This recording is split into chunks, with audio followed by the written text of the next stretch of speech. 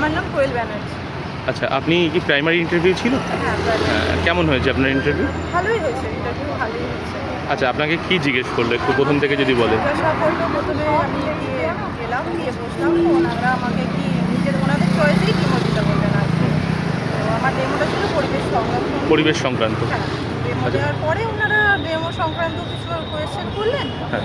তারপর আমাকে দু একটা বেশি কোয়েশ্চেন করলেন কি আমাদের প্রতিবেশী রাজ্য বা প্রতিবেশী দেশ এই সম্বন্ধে কিছু কোয়েশ্চেন করলেন। আর যেহেতু আমার সায়েন্স সাবজেক্ট ছিল, তো ওনারা ওই থেকে কোয়েশ্চেন করলেন যে শ্বাসবায়ু কাকে বলে, এই ধরনের কিছু কোয়েশ্চেন করলেন। আচ্ছা, আপনি যে ডেমো ক্লাসটা দিয়েছেন সেখানে ওই শ্রেণী বিন্যাস ওগুলো কিছু করতে হয়েছিল? না, আমাকে টাইম দেওয়া হয়েছে মোটামুটি 1 মিনিট। তো আমি শুরু করেছি, ওনারা বললেন ঠিক আছে, মানে আমি জাস্ট মুখবন্ধটা শুরু করেছিলাম উপস্থাপন স্তরটা।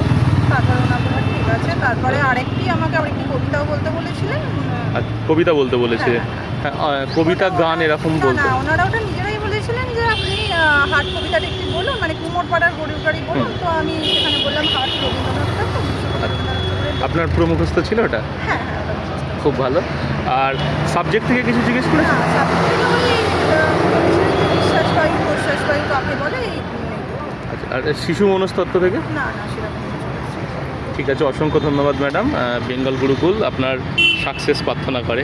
Thank you.